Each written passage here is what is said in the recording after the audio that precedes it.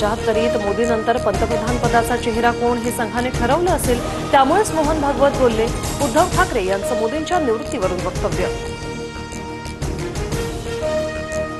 फडणवीस आणि आदित्य ठाकरेंमध्ये मुंबईतील सोफिटेल हॉटेलमध्ये भेट झाल्याची चर्चा, सूत्रांची माहिती.